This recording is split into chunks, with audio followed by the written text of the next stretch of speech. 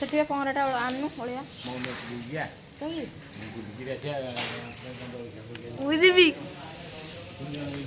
ଯିବି ଯିବା ଆଉ ଏବେ ଚାଲ ମଉନ ମଠ ଯିବା ବୁଲିବା ଆଉ ଆସିବା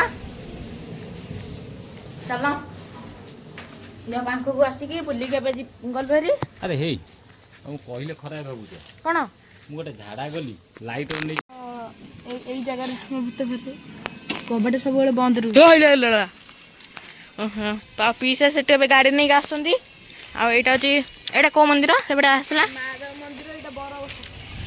ହଁ ଯାଉ ସେଠି ଯେଉଁ ଅଛନ୍ତି ମନ୍ଦିର ସେ ମନ୍ଦିରର ନାଁ କ'ଣ ଏଇ ଯେଉଁ ମନ୍ଦିର ଏଇ ମନ୍ଦିର ନାଁ ହେଉଛି ମହାଦେବଙ୍କ ଜମ୍ବେଶ୍ୱରଙ୍କ ମନ୍ଦିର। ଓହୋ ଆଉ ଦେଖିଥିବେ ଆରି ଭିତରକୁ କି ଯାଆନ୍ତିନି ନା ଏଠି ମଣିଷ ପୁତା ହେଇଛନ୍ତି ଆ ଭିତରେ ଓହୋ ଏଇ ପୋଖରୀ ଆଉ ସେଠି କେତେ ଛୋଟ ପାରାଟା ବସିଛି। ଆଉ ଦେଖିପାରୁଥିବେ ଏଇଟା ହେଉଛି ପୋଖରୀଟା ଦେଖିପାରୁଥିବେ ଦେଖ ଦେଖ କେତେ ଛୁଆଟା ପୁରା ପୁରା ଛୁଆଟା ବସିଛି ପୁରା ଛୁଆଟା। ହଁ ଦେଖିବା ତା ପାଖକୁ ଯିବା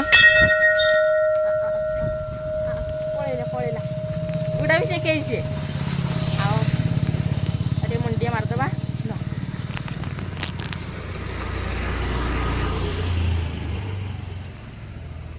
ବାବା ଜମ୍ବେଶ୍ୱର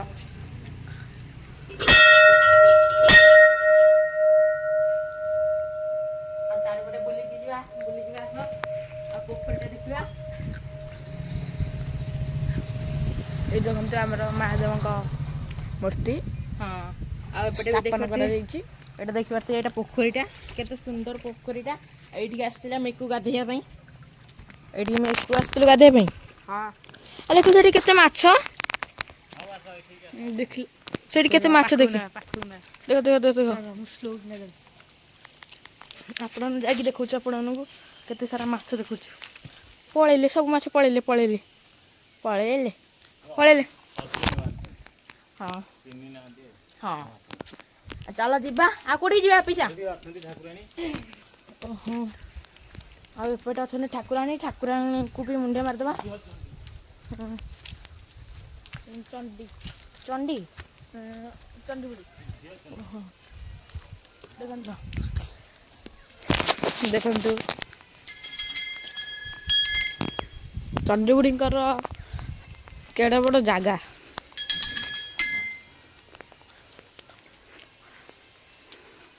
ଆଉ ଏବେ ଚଣ୍ଡୀବୁଡ଼ିଙ୍କ ପାଖକୁ ଆସିଥିଲୁ ଆଉ ବୁଲିକି ମଙ୍ଗଳା ମା ମଙ୍ଗଳାଙ୍କ ପାଖକୁ ଆସିଥିଲି। ଏଠି ସବୁ ତା ଭିତରକୁ ଯିବେ ଯଦି ବଣ ସେଠି ଭୂତ ରାସ୍ତା ପୁରା ଜଣା ପଡ଼ୁନି। ଓହୋ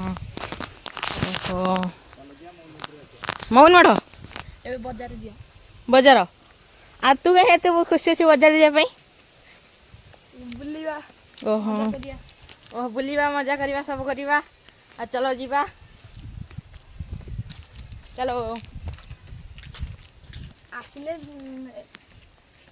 କ'ଣ କହିଲୁ ଆଉ ଥରେ ବୁଲିବା ହଁ ଛାଡ଼ିକି ଆଉ କିଛି ଜାଗା ଅଛି ନା ହଁ ଏଇ ପ୍ଲେସ୍ଟା ଭଲ ଲାଗୁଛି ପ୍ଲେସ୍ଟା ପାଣି ଏଇଠି କେତେ ଗାଧୋଇବାକୁ ଓହୋ ଏବେ ଚାଲ ଯିବା ବଜାର ଯିବା ହଁ ଏବେ ଗାଡ଼ିରେ ବସି ପଡ଼ିଛୁ ପିସା ମୁଁ ଆଉ ଏଠି ମିକୁ ଯିବା ମଉନ ମଠ ଆଉ ସେଇପଟେ ଏବେ ଦେଇକି ଯିବା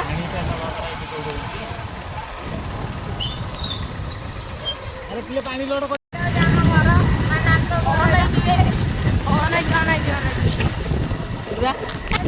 ଘରଟେ ଗଲା ଏବେ ଆମେ ଏଇ ଘର ପଟେ ଦେଇକି ଏବେ ଯିବା ମଉନ ମଠ ବୁଲିକି ବୁଲିବା ଆଉ ଚାଲ ଯିବା ମଉନ ମଠରେ ଆପଣମାନେ ଦେଖାବା ଆଉ ମାନେ କଣ୍ଟା ଯେଉଁ ଜାଳ ହୁଏ ସବୁ ଜିନିଷ ସେଇଠି ଥରେ ଆସିଥିଲୁ ଆପଣମାନଙ୍କୁ ଦେଖେଇଥିଲୁ ଥରେ ଆସିକି ଦେଖେଇଥିଲୁ ଆଉ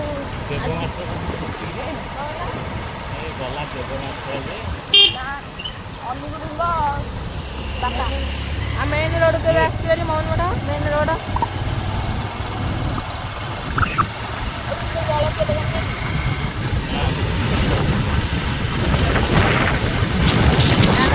ଯାଉଛୁ ଆଉ ସେ ପହଞ୍ଚି ଯାଇଛୁ ଆଉ କ'ଣ ଖାଇବୁ ଏଇନା ଘର ତ ଖାଇକି ଯାଇଛୁ ଆଉ ମିଠା ଖାଇବା ମିଠା। ମୁଁ ପୁରୀ ମଟର ତରକାରୀ ଖାଇବି। ହଉ ମୁଁ ମିଠା ଖାଇଦେବି ଆଉ। ଏଇଥିରୁ ଯୋଉ ନରମ ନରମ ମିଠା ତୁ ମୁଁ ସେଥିରୁ ଖାଇବି। ମୁଁ ସେଇଟା ଖାଇବି। ନା ନା ଏଇ ହଁ ମୁଁ ସେଇଟା ଖାଇବି।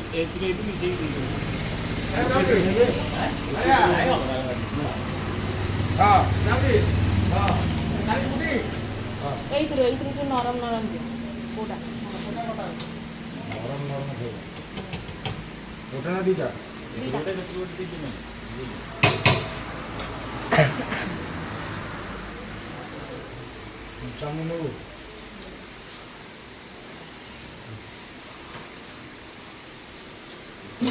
ଆଉ ଏବେ ଆସିଛି ଦେଖି ଆସିବେ ଖାଇବା ମିକୁର ବି ଆସିଛି ଟିକେ ହାତ ଦେବା ଏଠି ଆଉ ଖାଇବା ଆସୁ କେମିତି ଲାଗୁଛି ଭଲ ଲାଗୁଛି ହଁ ଆମେ ବି ଖାଇବା କେମିତି ଲାଗୁଛି ଦେଖିବା ଟେଷ୍ଟ କରିବା ବଢ଼ିଆ ଅଛି মাজା মাজା ଆଉ মাজା ଖୋଲନୁ ପିଆ মাজା ଆଉ মাজା ଆସିଛି ଆଉ ପିଇସା ଦେଲେ ମିଠା ମିଠା ଖାଇ ସାରିଲା ପରେ ଆଉ ଗୋଟେ ଥଣ୍ଡା ପିଇବା ଆଉ ଘରକୁ ଯିବା ଆମ ସାନ ମାଉସୀ ଆସିକି ପହଞ୍ଚିଗଲେ ଏନେ କଣ ଗାଡ଼ି ଯାଇଲ ବୋଲି କଣ ଗୋଡ଼ ଧୋଇବନି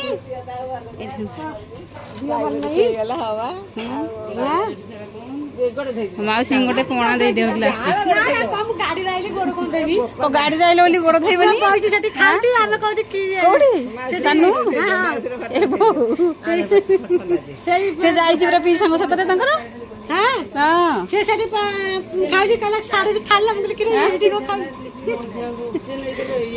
ହଉ ବସି ପଡ଼ ମାଉସୀ ଦିଅ ସେଇ ବେଲପଣାରୁ ଦିଅ ମାଉସୀ ବେଲପଣା ପିଉଛଟି ମାଉସୀ ପିଇବେନି ବେଲପଣା ଏଇ ମୋ ମାଉସୀ ବେଲପଣା ପିଇବେନି ଥଣ୍ଡା ଥଣ୍ଡା ଦେଇଦିଅ ଥଣ୍ଡା ଦିଅ ଥଣ୍ଡା ବାପି ଆଇଛନ୍ତି ଟି ବାପି କୁଆଡ଼େ ଗଲେ ଯାଉଥିଲେ କାହିଁକି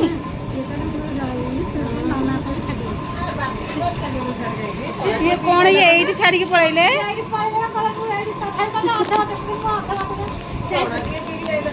ଆସିକି ସାଙ୍ଗେ ସାଙ୍ଗେ ଏଇଠୁ ମାନେ ଛାଡ଼ିକି ପଳେଇଲେ ମାଉସୀ ହେଲା ତାଙ୍କ ପୁଅ ଆସିକି ଅଧବାଟୁ ଛାଡ଼ିକି ପଳେଇଲେ